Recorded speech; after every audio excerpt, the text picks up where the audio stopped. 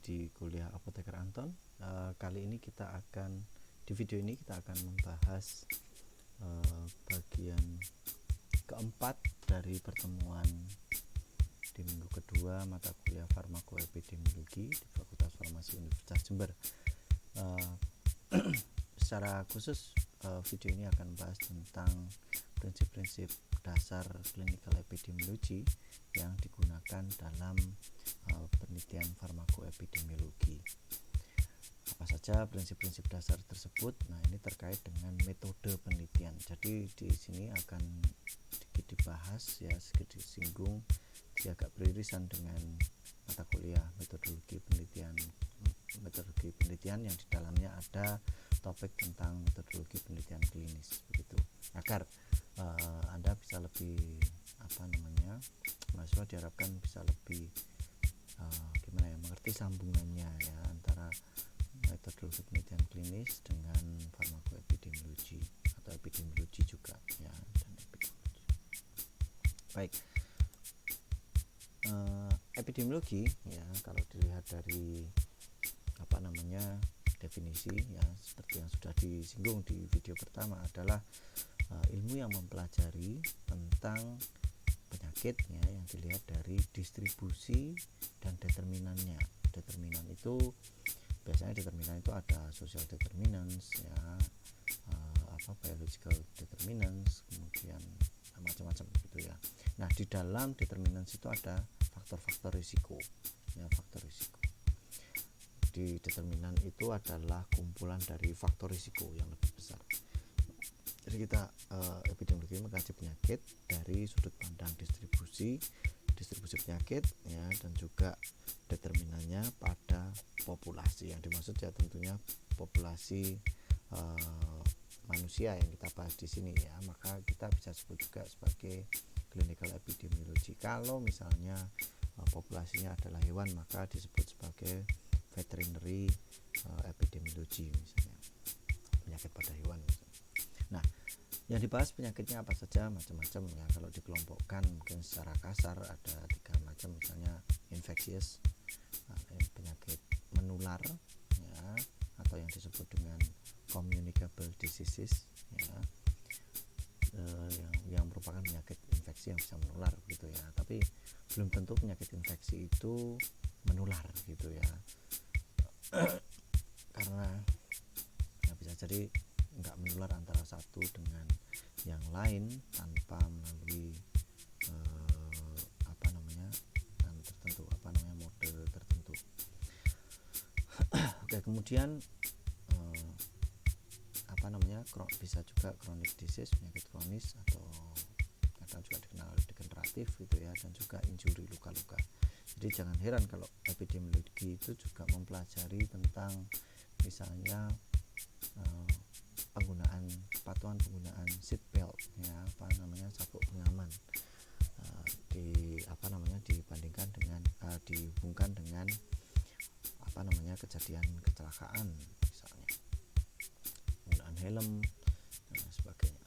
Nah, karena farmakoepidemiologi ini mempelajari obat penggunaannya dan juga efeknya, penggunaan dan efek obat di populasi yang besar, maka kita bisa bilang bahwa farmakoepidemiologi merupakan bagian dari epidemiologi. Bagian. Jadi tadi di video sebelumnya kita membahas tentang clinical pharmacology, jadi fokus bahasanya mirip dengan clinical pharmacology, tapi kita meminjam atau memakai metode-metode yang ada di epidemiologi. Tapi fokusnya bukan ke penyakitnya, tapi obat obat. Jadi seperti itu hubungan antara farmakoepidemiologi dan epidemiologi. Semoga menjadi lebih paham di sini Nah, kalau kita lihat tentang metode epidemiologi, kita bahas dulu tentang metode penelitian secara umum Jadi kalau di gambar sebelah kiri itu Anda bisa lihat bahwa dari sampel ya, studi sampel, kita bisa melakukan statistical inference ya, atau melakukan inferensi. Saya susah untuk menjelaskan dalam bahasa Indonesia ya. Inferensi artinya dari sampel kita mencoba menggeneralisasikannya kepada populasi ya. Jadi kita bisa mengambil kesimpulan yang ada di populasi dengan dari sampel yang kita dapatkan. Nah, ini hubungan yang kita dapatkan adalah hubungan. Kalau sudah dijelaskan dengan biological inference, bisa dijelaskan secara detail. Oh, kenapa kok ini bisa mungkin seperti itu dan seperti itu, maka kita bisa menemukan yang namanya causation, hubungan sebab akibat. Jadi di sini kita membedakan antara asosiasi atau hubungan ya, hubungan asosiasi, relasi, pengaruh gitu ya, dengan causation atau hubungan sebab akibat. Yang satu menjadi sebab, yang lain menjadi akibat.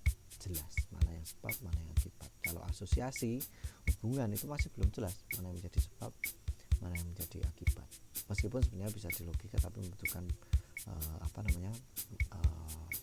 penyelidikan yang kemudian bisa memenuhi persyaratan causation sendiri. Ada beberapa kriteria nanti akan kita bahas gitu.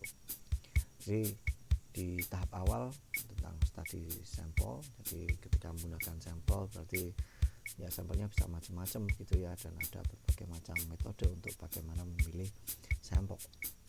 Di tahap kedua kita mengambil kesimpulan dari sampel tersebut untuk melakukan generalisasi ke populasi. Tapi selalu hati-hati dengan generalisasi karena kita harus betul-betul memperhatikan bahwa kita melakukan intrapolasi bukan ekstrapolasi. Karena ekstrapolasi dilakukan ketika kita melakukan generalisasi pada kelompok yang di luar kelompok sampel yang kita teliti. Maksudnya seperti apa? Misalnya dengan karakteristik usia misalnya. Di sampel kita responden, partisipan dari suatu penelitian kita itu berada pada rentang usia 20 sampai 40 tahun gitu. Maka ketika kita mencoba menerapkan ya, menarik kesimpulan dari sampel ini ya, dia hanya berlaku untuk pasien partisipan atau populasi yang berusia 20 sampai 40 tahun begitu. Tidak, kalau kita menggeneralisasikannya untuk pasien, untuk subpopulasi yang berusia di bawah 20 tahun atau di atas 40 tahun, itu namanya kita sudah melakukan ekstrapolasi. Dan selalu hati-hati dengan yang namanya ekstrapolasi karena bisa jadi ada perbedaan yang sangat nyata yang bisa mungkin timbul. Jadi di sini efek kok bisa kok dan lain sebagainya, tapi ternyata malah efeknya berbahaya gitu ya. Efek manfaatnya lebih kecil, malah yang bahayanya lebih tinggi. Misalnya kita di kelompok yang kita kaji adalah di kelompok orang sehat, maka ya tidak berlaku untuk pasien yang sakit, untuk kelompok orang yang sakit gitu ya. Kalau yang kita kaji adalah di kelompok pasien tertentu yang sakitnya bukan tanpa komorbiditas, misalnya tanpa komorbiditas ya, kalau kita terapkan untuk kelompok pasien yang punya komorbiditas, yaitu kita melakukan ekstrapolasi. Jadi harus hati-hati sekali sambil memantau ini dan itu kemungkinan yang muncul gitu ya. Semoga lebih jelas. Nah, di tahap ketiga, kalau kita bisa dari hasil penelitian yang pada sampel tadi ya, dengan kemudian diberi penjelasan yang lebih real tentang hubungan yang ditemukan ya, itu bisa menjadi causation atau hubungan sebab akibat. Jadi bisa menjadi pengetahuan yang ya seperti itu gitu ya. Misalnya gini, sekarang yang topik yang lagi hangat ya, misalnya tentang biasanya orang yang melakukan kampanye anti vaksinasi itu mengambil dasar ya dari penelitian yang telah terbantahkan sebenarnya, telah berkali-kali terbantahkan, yakni tentang hubungan antara vaksin dengan munculnya autisme. Ya, vaksin bisa menyebabkan munculnya autisme. Setelah direplikasi ternyata berkali-kali ya, penelitian dilakukan berkali-kali untuk menyelidiki itu, ternyata tidak ditemukan. Nah, kemudian menjadi tanda tanya bagaimanakah dulu penelitian tersebut bisa menyebabkan itu. Sayangnya penelitian tersebut dulu dipublikasikan di jurnal yang ternama. Jadi walaupun kemudian kalau saya tidak salah ingat ya, itu sudah ditarik, tapi itu menjadi dasar bagi para kelompok yang menyuarakan anti vaksinasi. Nah, jadi causation di sana ketika dia diulang-ulang, penelitian yang sama dengan desain yang sama diulang tapi ternyata tidak memberikan hasil yang sama, maka kita tidak bisa menyebut bahwa ada hubungan, kita bisa membantah bahwa itu ada hubungan sebab akibat gitu ya. Kalau diulang tetap memberikan hasil yang kurang lebih ajak, nah kita bisa bilang kalau itu memang ada hubungan sebab akibat, begitu ya, secara umum seperti itu. Jadi saya harap dengan pengetahuan ini Anda tidak mudah untuk terayu ya dengan promo dan lain sebagainya terkait obat, makanan, suplemen dan lain sebagainya. Oh iya, kok hanya berdasarkan testimoni aja. Waduh, testimoni sangat-sangat tidak ilmiah begitu ya. Baik. Nah, salah satu secara selain pandang ya, salah satu metode epidemiologi, penelitian epidemiologi dasar yang dipakai atau prinsip epidemiologi yang dipakai dalam farmakoepidemiologi yang paling bagus adalah metode penelitian RCT, ya, randomized clinical trial. Ya,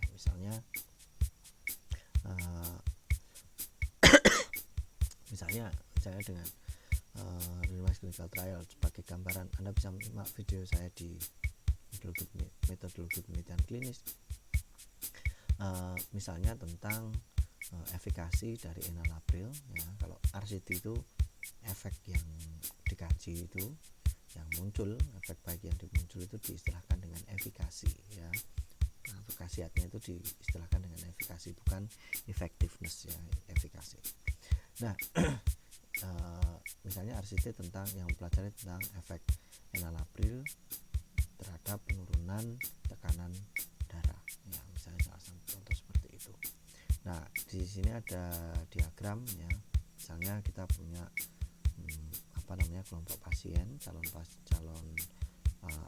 pasien atau calon partisipan yang berusia 40 ya, kemudian 40-an tahun, kemudian mengalami hipertensi. Nah, dia dibagi menjadi dua kelompok ya, yang dengan enalapril dan tanpa enalapril atau dengan placebo. Bisa jadi bisa menggunakan placebo, bisa juga menjadi menggunakan pembanding misalnya obat yang sudah ada, obat-obat pendahulunya, misalnya obat antihipertensi yang lain, captopril dan lisinopril, pil yang lain, atau bahkan dari golongan yang berbeda.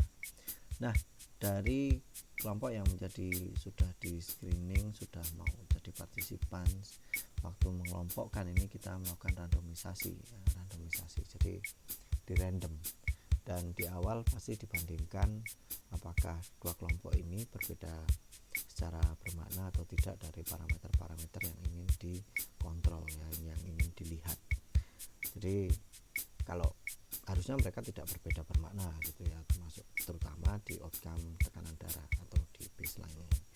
Maka setelah berjalannya waktu diamati ya, misalnya setelah 6 minggu ya, bagaimanakah dievaluasi, bagaimanakah dampaknya, apakah yang di kelompok perlakuan yaitu lebih baik hasilnya daripada yang kelompok placebo. Nah, ini secara sederhana kurang lebih seperti itu ceritanya. Kalau lebih detail di mata kuliah metode penelitian. Nah, hipotesisnya misalnya yang dikemukakan adalah atau yang ditetapkan adalah bahwa rata tekanan darah dari kelompok treatment itu harusnya lebih rendah dibandingkan dengan kelompok kontrol. Ya, tapi ingat ya, selalu ada istilah statistically significance dan clinically significance. Statistically significance bukan berarti clinically significance. Kalau clinically significance kemungkinan besar ya berarti statistically significance. Ya. Maksudnya apa?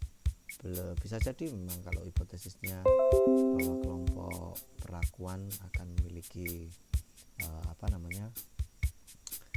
tekanan darah yang lebih rendah. Nah, lebih rendahnya itu seberapa? Apakah bermakna secara klinis enggak dibandingkan dengan kelompok kontrol? Misalnya selisihnya hanya 5 mm Hg. Apakah itu kemudian jadi secara statistik, mungkin itu hitungan statistik bisa jadi statistik signifikan, tapi apakah secara klinis bisa signifikan dampaknya? Nah, belum tentu gitu ya. Baik, nah jadi di realitanya ya, study sample is never a true random sample. Ya, jadi ya kita inginnya memperoleh sampel secara random, tapi karena dia dianggap sampling yang paling baik ya, sampel yang didapatkan dengan random sampling itu yang paling baik gitu ya, karena kita bisa generalisasinya ke populasi itu menjadi lebih lebih pede gitu, lebih mantap ya. Akan tetapi ya, karena biasanya alasan logistik, maka tidak ya, yang ideal ini kemungkinan besar tidak akan tercapai 100% gitu ya. Nah, jadi itu keterbatasan ketika pemilihan studi pemilihan sampel gitu ya. Jadi di tahap pertama tadi, kalau Anda masih ingat diagram dari yang first stage, second stage sama third stage. Nah, maka ketika dilakukan generalisasi tersebut harus dilakukan secara hati-hati begitu ya. Maka ketika kita mendapatkan hasil penelitian dari tadi penelitian enalapril terhadap tekanan darah tinggi, apakah bisa menurunkan atau tidak? Ketika memang terbukti enalapril bisa menurunkan tekanan darah pada kelompok pasien usia 40 tadi dan laki-laki gitu ya. Nah, kita perlu bertanya juga ya, apakah ini bisa jadi hanya karena kebetulan atau tidak? Ya, karena kebetulan by chance ya, atau tidak. Maka biasanya dibutuhkan inferential statistics atau uji hipotesis dengan menggunakan prosedur pengujian statistika. Ayo, kalau misalnya ya mata kuliah statistika farmasi, kalau misalnya itu tadi kita punya dua kelompok tersebut, yang diukur adalah rata tekanan darah setelah minum obat ya, enalapril, di kelompok itu perbandingannya pakai apa? Nah, itu silakan menjadi pertanyaan bagi Anda. Silakan buka lagi kuliah statistika farmasi gitu ya. Baik. Nah, kalau misalnya tidak ada dalam perjalanannya di RCT tersebut, kalau misalnya tidak ada perbedaan ya antara perlakuan antara kelompok enalapril dan kelompok placebo, ya berarti prosesnya berhenti gitu ya. Nah, tapi kalau ada asosiasi, ada hubungan, nah bisa digeneralisasi, tapi harus hati-hati ya. Kalau tidak ada penjelasan yang lebih detail ya, maka hanya sampai asosiasi. Tapi kalau ada bisa sampai dengan penjelasan, maka kita bisa sampai ke causation. Namun demikian, karena metode yang digunakan yang tadi kita bahas ini adalah tentang randomized clinical trial, biasanya yang kita harapkan memang hubungannya adalah hubungan sebab akibat gitu ya. Obatnya nggak mungkin kemudian kalau di trial tanpa dasar ilmiah yang jelas atau bukti dari literatur yang bisa membuat kita prompting ke sana gitu ya. Jadi yang diharapkan dari penelitian randomized clinical trial, karena biasanya mahal ya, itu memang kesimpulannya itu memang dalam bentuk causation ya, hubungan sebab akibat, tidak hanya association saja. Nah, itu memang kemampuan dari randomized clinical trial. Randomized clinical trial merupakan salah satu metode eksperimental, atau di epidemiologi metode eksperimental itu ya randomized clinical trial itu ya, dengan berbagai macam genre-nya, dengan berbagai macam desain, subdesainnya gitu ya, ada macam-macam cara. Nah, oke. Baik. Untuk bisa sampai ke causation ya, ingat ada yang namanya kriteria for causal nature of association ya, jadi asosiasi yang bisa naik pangkat jadi causation, hubungan sebab akibat, itu harus ada banyak buktinya, ada kriteria yang harus dipenuhi. Nah, ketika kita melakukan tadi dari sampel, kemudian kita menyelidiki asosiasi ya dengan statistical inference, kemudian melakukan inferential melakukan penyelidikan untuk causations, kadang kita rentan, atau penelitian yang kita lakukan rentan terhadap ini ada hubungan ini pembahasan tentang hubungan gitu ya, hubungan antara dua hal gitu ya. Hubungan bisa jadi independen, bisa jadi hubungan sebab akibat gitu ya, nomor 1 dan nomor 4. Yang nomor 2 bisa jadi hubungannya itu hanya kebetulan belaka gitu ya, kebetulan belaka. Nah, kebetulan belaka itu ya, jadi ya hubungannya itu kebetulan itu ya kebetulan gitu ya, hanya kok pas tepak kayak gitu ya. Ada dua macam, biasanya by chance atau karena bias. Nah, kalau by chance itu that's okay, itu kita nggak ingin itu secara kebetulan, maka dengan uji hipotesis biasanya kita mencoba menolak kebetulan itu ya. Jadi bisa jadi muncul hubungan itu karena kebetulan ya, ini kan yang disebabkan oleh variasi secara tidak sistematis. Kalau ada kesalahan secara sistematis, itu kita sebut dengan bias. Bias sendiri macamnya ada macam-macam. Biasanya ada selection bias dan measurement bias, ada dibagi menjadi dua hal tersebut. Nah, bisa jadi hubungan juga terjadi karena adanya hubungan yang tidak langsung, atau kita kenal di metode epidemiologi kita kenal sebagai confounded association, atau confounding gitu ya. Yang menyebabkan itu, faktor yang menyebabkan itu adalah disebut sebagai confounder, yang memiliki karakteristik sebagai confounding gitu ya. Apa itu confounding? Bisa macam-macam gitu ya, nanti akan kita jelaskan. Nah, penjelasan lebih lanjut tentang artifactual association ya, ini bisa karena tadi by chance atau bias begitu ya. Bias bisa macamnya ada selection bias, kemudian measurement bias. Selection bias itu memang dari awal, misalnya tadi kita enalapril, kelompok enalapril tadi, ini ada pasien yang memang jelek kondisinya, dia nggak patuh dan lain sebagainya, kita masukkan aja sebagai kelompok placebo. Nah, ini kan sudah ada unsur subjektivitas gitu ya, maka karena dia nggak patuh dan lain sebagainya, kita masukkan placebo dengan harapan pasien yang patuh-patuh kita masukkan ke kelompok perakuan, maka dengan harapan bahwa efeknya nanti nyata. Nah, padahal ada kepatuhan ya yang menjadi confounder. Ini selection bias, ada juga hubungannya dengan confounder gitu ya. Nah, juga bisa disebabkan karena systematic misalnya paling gampang untuk contoh penelitian tadi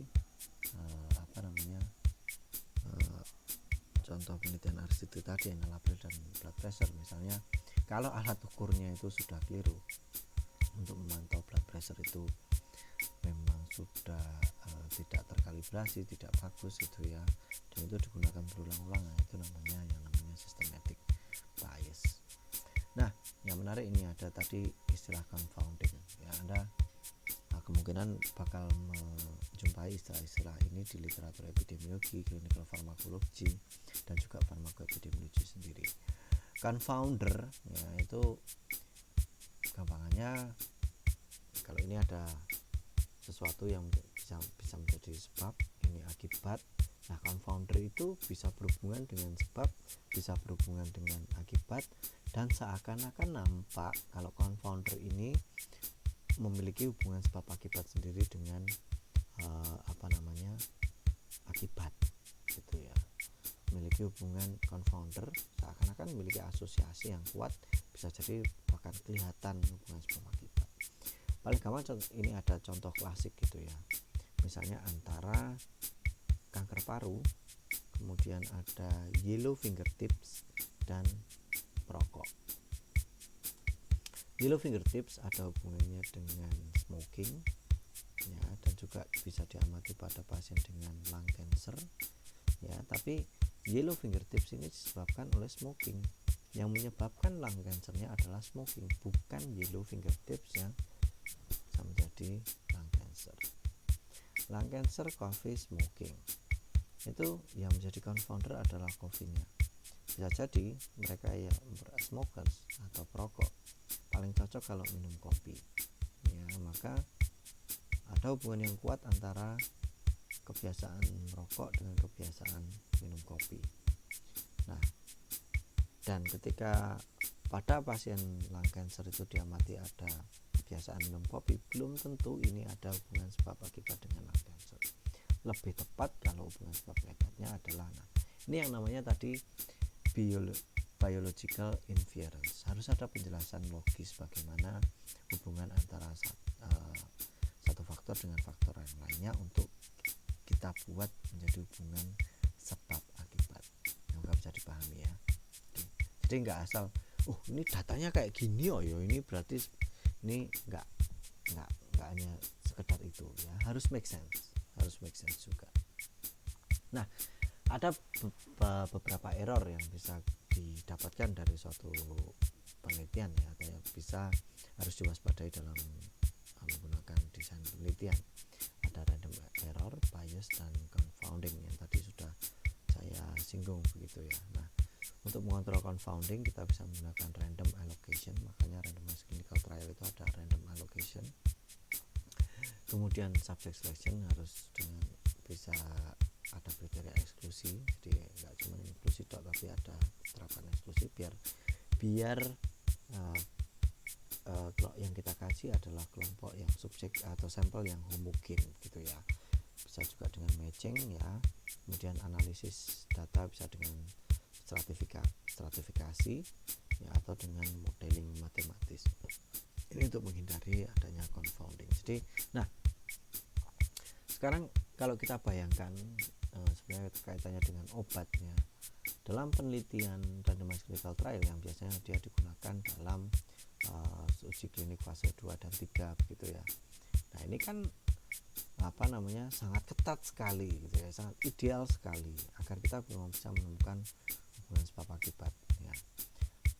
Karena itu ketika dia di obat tersebut oke lah, misalnya hasilnya bagus sekali profilnya di uji klinik fase 3, karena kondisi yang ideal ini maka belum tentu hasilnya tadi bisa diterapkan di populasi, karena kondisi yang ideal ini belum tentu dijumpai ketika obat itu digunakan di populasi ketika sudah mendapatkan izin edar ya. Jadi dari ribetnya metodologi ini Anda bisa membayangkan, bisa menyambungkan ya, bagaimanakah uji klinik fase 4 ya, yang dimana di situ farmakoepidemiologi sangat berperan itu memberikan betul-betul kontribusi untuk memahami obat tersebut itu gimana sih di dunia nyata. Ya, di dunia ideal anak-anak misalnya diajari di sekolahan, ya di sekolahan dunia ideal diajari untuk buang sampah pada tempatnya. Tapi di dunia nyata pulang sekolah orang tuanya di dalam mobil misalnya buang sampah lewat buka kaca jendela, ambil naik motor buang sampah di jalan. Itu dunia nyata.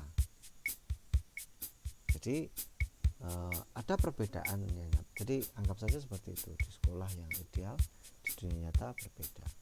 Anak diajari misalnya di perempatan yang ada lampu traffic light lampu bangjo itu harus kalau merah berhenti. Tapi bisa jadi ketika diboncengan orang tuanya, dia taunya loh kok merah kok bapak malah terus gitu ya, karena nanggung, orang tua punya alasan dan lain sebagainya. Itu dunia nyata ya. Jadi kurang lebih juga seperti itu di RCT ini dunia idealnya, sedangkan di dunia nyata belum tentu obat itu bisa.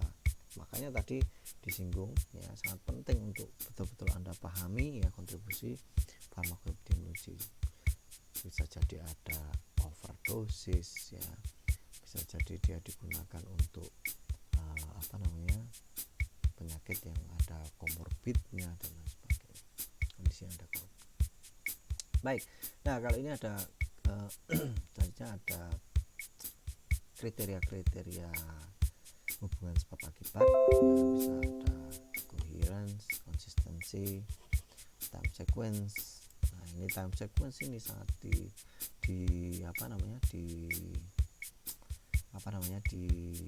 bisa dibuktikan dengan randomized clinical trial itu, karena dia ada follow up ya, dia prospektif penelitiannya. Kemudian specificity of the association, strength of dose response relationship ini perlu betul-betul Anda pahami sebagai seorang calon apoteker gitu ya. Kemudian tadi desain. Baik, saya nggak akan menjelaskan ini secara lebih detail. Kalau tadi ya salah satu contoh metode randomized epidemiologi yang tadi dicontohkan yang bisa dipakai di farmakoepidemiologi adalah randomized clinical trial. Ada juga yang lain ya, desain studi farmakoepidemiologi yang bisa juga dipakai di farmakoepidemiologi. Ada case reports, case series, analysis of secular trends atau istilah lainnya ecological studies, ada case control studies, cohort dan lain sebagainya. Ini plus minus dari masing-masing studi desain tersebut, silahkan nanti dipelajari. Baik, terima kasih sudah menyimak video saya, dan ini adalah video terakhir untuk pertemuan kedua mata kuliah farmakoepidemiologi dengan topik pengantar farmakoepidemiologi. Semoga lebih memperjelas pemahaman Anda tentang farmakoepidemiologi. Terima kasih sudah menyimak dan sampai jumpa di minggu